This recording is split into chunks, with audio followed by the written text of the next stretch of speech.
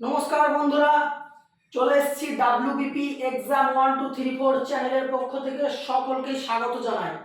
আজকে যে ভিডিওটা বানাচ্ছি এই ভিডিওটা সকলকে রিকোয়েস্ট করব সকলে মনোযোগ সহকারে দেখো এবং ভিডিওটি সকলকে অনুরোধ রইল যেন কেউ স্কিপ করবে না। এই ভিডিওর মধ্যে যে যে টপিকগুলো আলোচনা করব, আন্দোলন সম্পর্কিত যে সমস্ত তথ্যগুলো তুলে ধরবো আজকের ভিডিওর মধ্যে, এগুলো দেখো সকলের উপকার হবে।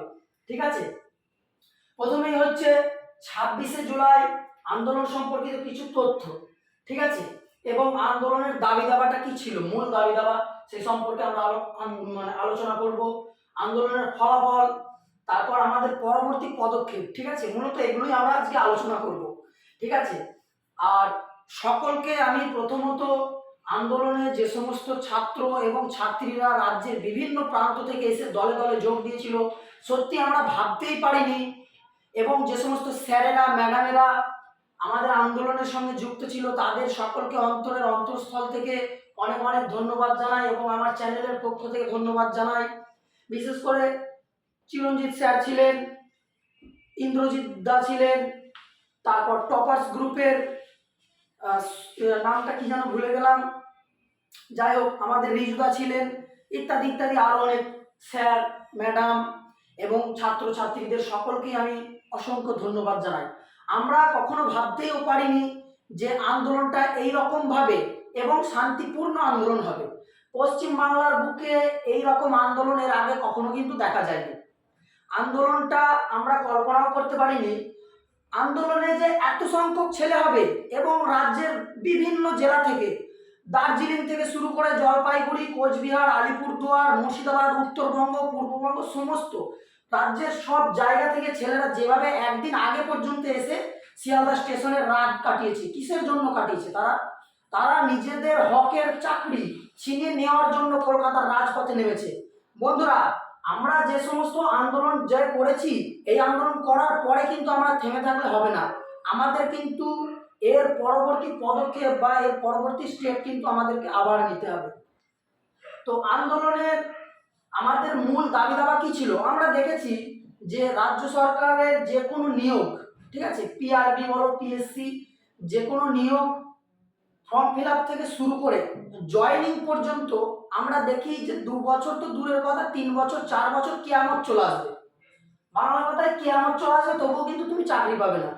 ঠিক আছে, তো আমাদের যে মূল দাবি ছিল, তোমরা সকলে আমাকে আন্দোলনের দিন দেখেছো, আমিও গিয়েছিলাম এবং সারা রাজ্যের স্যার ম্যাডাম এবং বহু স্টুডেন্টরাও গিয়েছিল।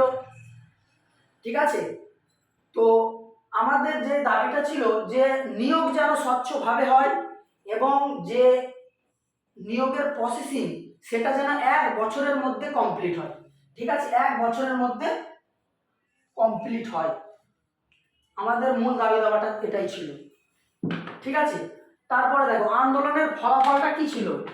আন্দোলনের ফলে, ঠিক আছে, তোমরা ভাবছো যে আন্দোলনটা হয়েছে, অনেকে কিন্তু অনেক অসাধু যারা চেয়েছিল যে আন্দোলনটা যাতে সফল না হয়, ঠিক আছে, কিন্তু তারাও এখন চমকে গেছে যে আন্দোলনটা যে এরকম বিপুলভাবে ছড়িয়ে পড়বে, আন্দোলনটা প্রচুর উপর মহল পর্যন্ত ছড়িয়ে গিয়েছে।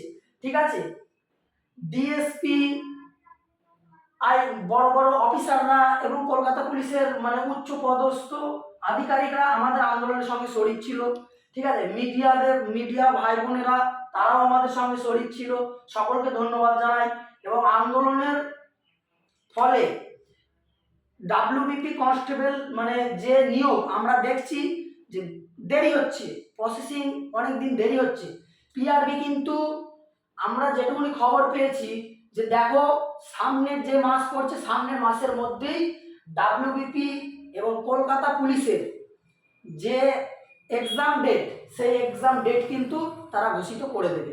তারা চুপ থাকতে পারবে না, কারণ তোমরা দেখেছো যে এর আগে যতবার আন্দোলন করেছি ভ্যাকান্সি বেরিয়েছে, আন্দোলন করেছি রেজাল্ট দিয়েছে, আন্দোলন করেছি জয়েনিং এর ডেট, বিভিন্ন ইত্যাদি ইত্যাদি। ঠিক আছে, তো তারপরে দেখো আন্দোলনের পরবর্তী পদক্ষেপটা কি। আমাদের সেপ্টেম্বর মাসের মধ্যে যদি কলকাতা পুলিশের কনস্টেবলের যে এক্সাম এবং ডাব্লিউবিপি কনস্টেবলের যে একটা এক্সাম, সেই এক্সাম যদি না হয় তাহলে কিন্তু পশ্চিমবাংলার বুকে যেই আন্দোলন 26শে জুলাই হয়েছে এর থেকেও বৃহত্তর আন্দোলন হবে, আমারও অনশন আন্দোলন হবে। ঠিক আছে, যা আন্দোলন হয়েছে এর থেকে বৃহত্তর আকার ধারণ করবে। ঠিক আছে, তো বন্ধুরা আমাদের চুপ থাকা চলবে না। আমাদের যদি যে সেপ্টেম্বর মাসের মধ্যে আমাদের দাবি ছিল যে সেপ্টেম্বর মাসের মধ্যেই এক্সাম নিতে হবে এবং সেই নিয়োগ যেন স্বচ্ছতার সহিত খুব দ্রুত যেন হয়, আমাদের এটাই উদ্দেশ্য ছিল। তো আজকের ভিডিওটা আমি এইখানেই শেষ করছি। দেখা হচ্ছে আবার পরবর্তী ভিডিওয়, যখন নতুন কোনো আপডেট পাবো তোমাদের সামনে এসে নতুন ভিডিও নিয়ে হাজির হব। জয় হিন্দ, বন্দে মাতরম।